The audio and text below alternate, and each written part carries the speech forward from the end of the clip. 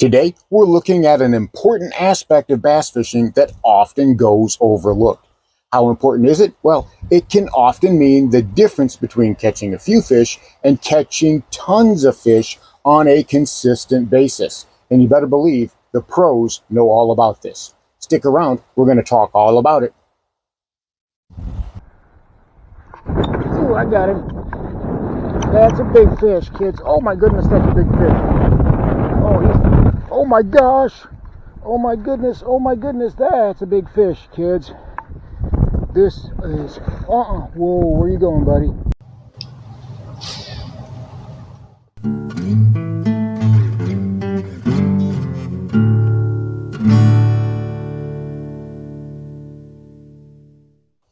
Welcome back to Lowbrow Fishing, and today we're talking about a very simple concept that will allow you to catch more fish in the same stretch of water. It's a very simple concept, one that the pros use on a regular basis, although they don't talk about it.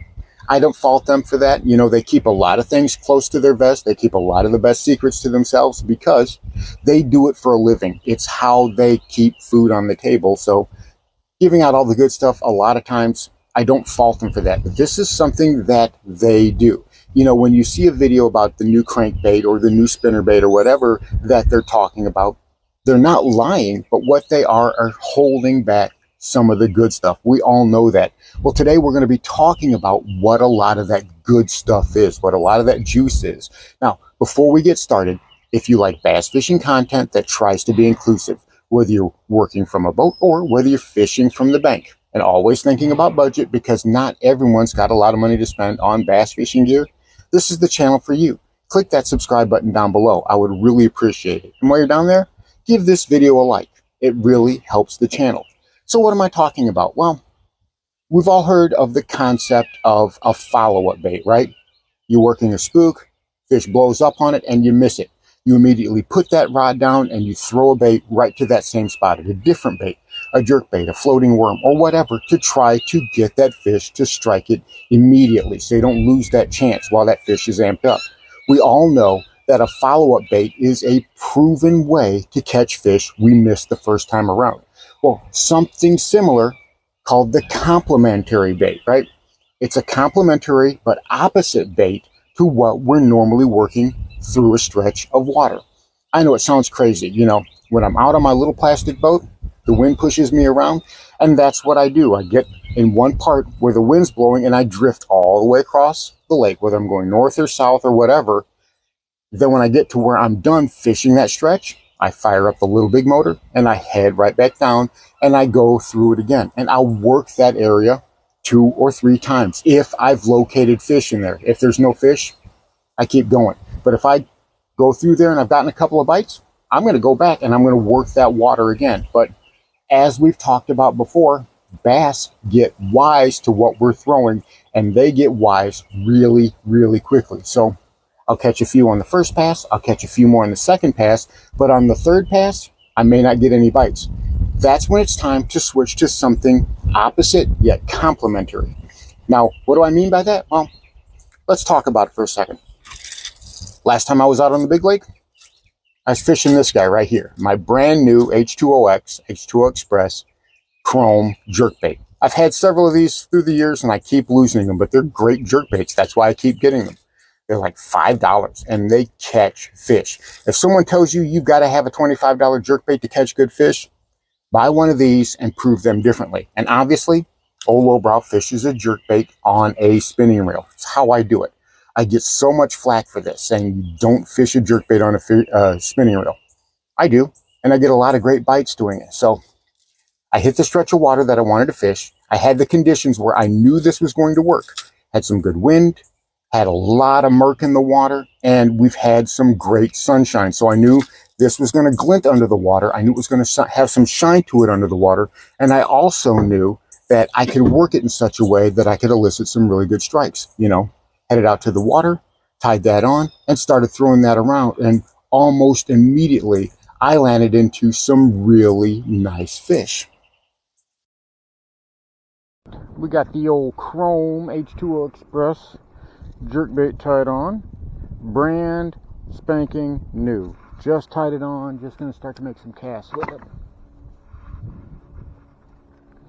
So we're going to try something today.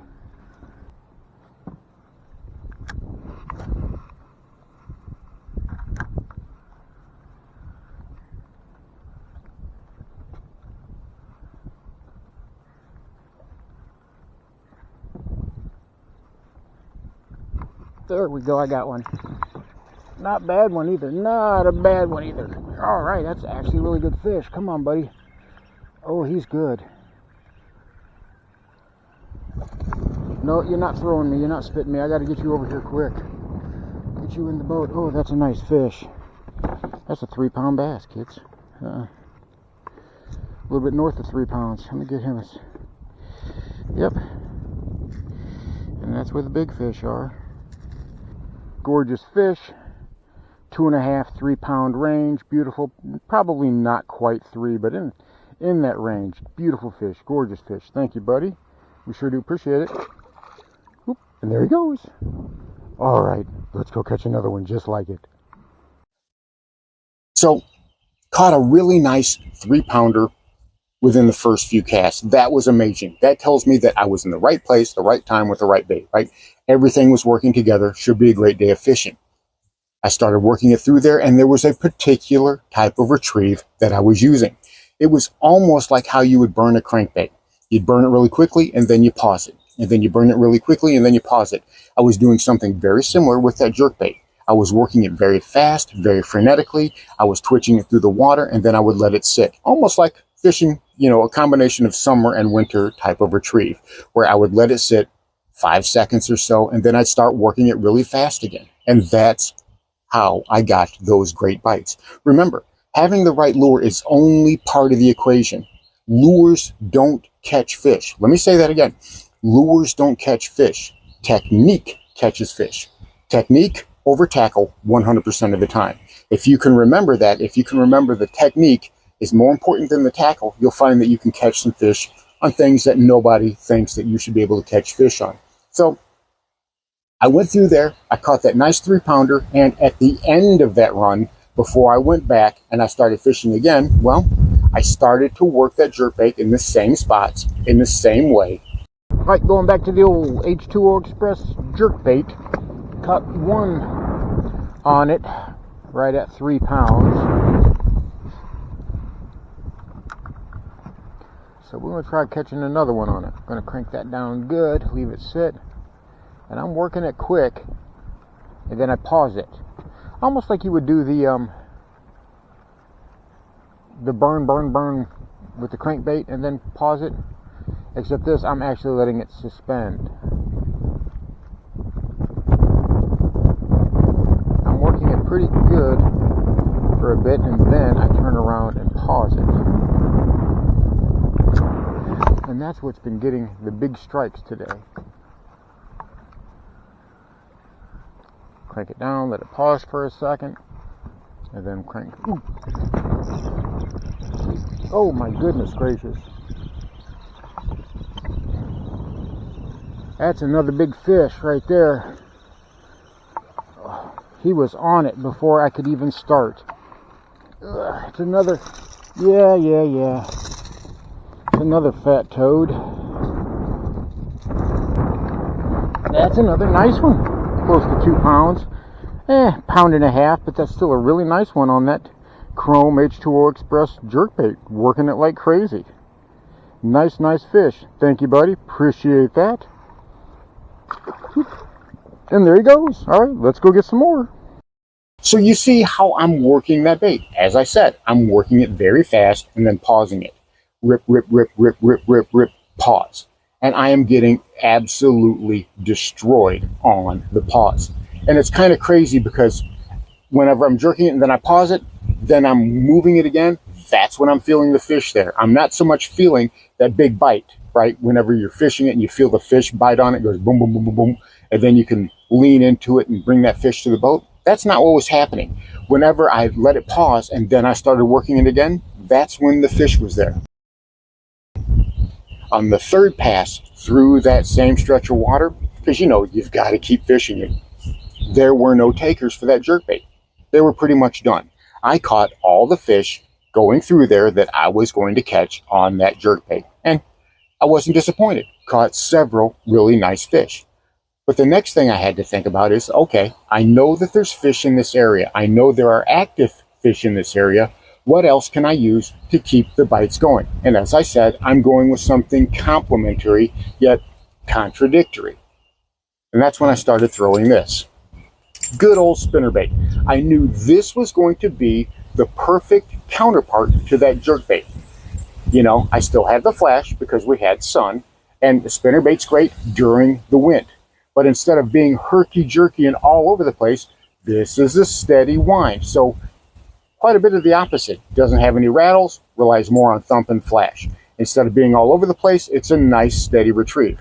And we still use a spinnerbait in that type of condition, whenever we've got some wind, whenever we've got some murk on the water, and even whenever there's some sun in the sky.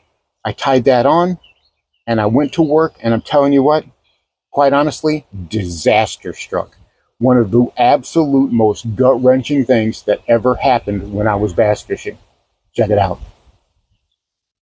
All right, it is time to put the old spinnerbait, the old painted blade spinnerbait, to work.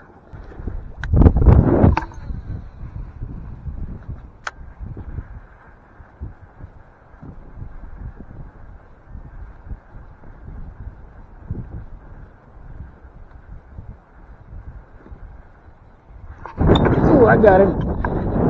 That's a big fish, kids. Oh my goodness, that's a big fish. Oh my gosh. Oh my goodness, that's a big fish, kids. This is, whoa, where you going, buddy?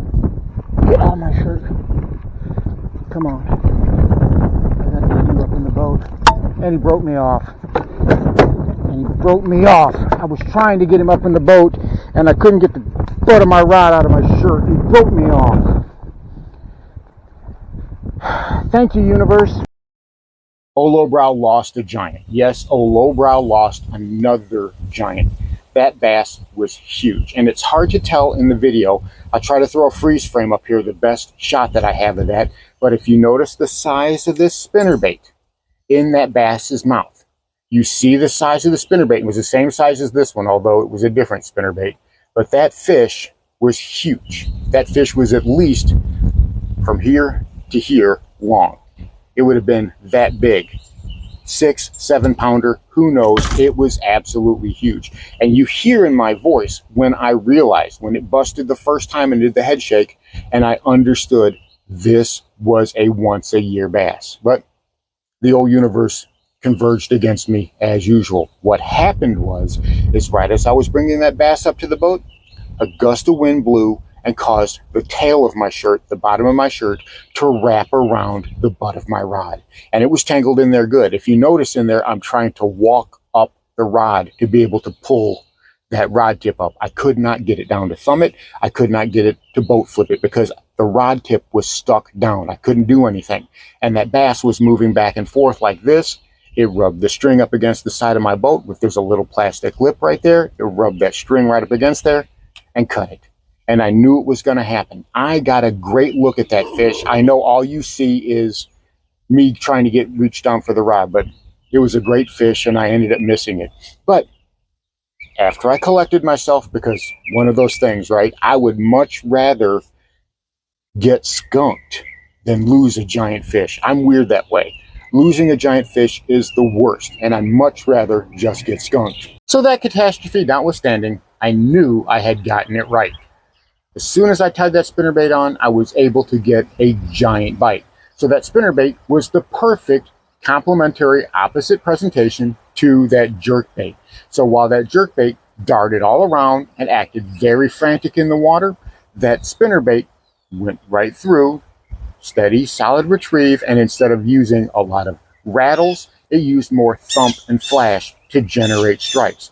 Even though both of those baits are perfect for the conditions I was fishing. And that's exactly what I'm talking about. You know, if it had been a calm day, I could have gotten away with using something like a topwater, like a popper or a walking bait. And for a complementary bait, I would be using something like a wacky rig or a Waco rig. Both of those work very well in the same types of conditions, but I can fish them differently. They allow me to basically clean up in the same spots. I catch fish using one technique, going up the lake, turn around, come back, use the other technique, go back and catch all the fish that weren't biting the first technique. And it worked great with the spinnerbait as opposed to the jerkbait. As a matter of fact, once I got myself paused and I got myself settled down, I went back to work with that spinnerbait. Well, I was able to do this.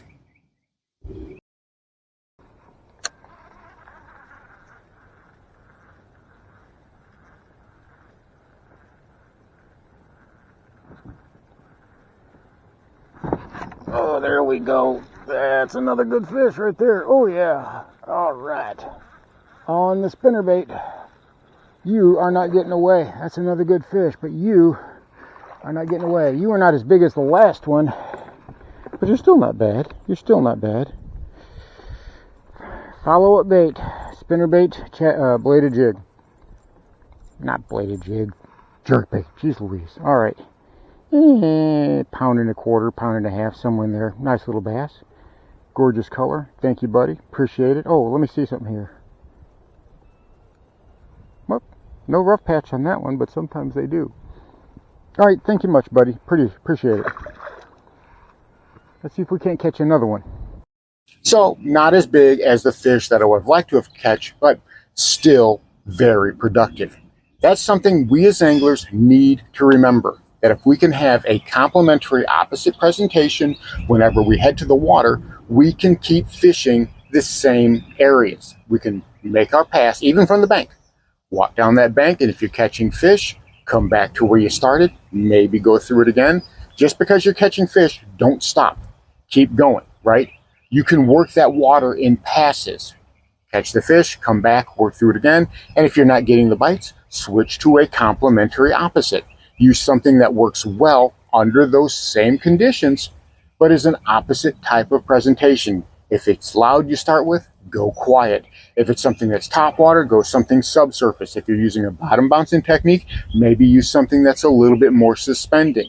That way you can get as many bites through one stretch of water as you possibly can. And you'd be amazed how effective that is. So instead of catching 1 or 2 bass in a day, I can double, triple, and quadruple that and expect to do that every time I go out to the water. So give that a try and see just exactly how many more fish you're going to catch every single time you head out to the lake. So there you have it. A very important yet often overlooked aspect of bass fishing. And it's so easy to do. Next time you head out to the lake, try it. Look at the conditions and pick 2 presentations that complement and are opposite to each other, and watch what happens. You will get more bites and you will catch more fish. Thanks for watching Lowbrow Fishing. We'll catch you in the next one.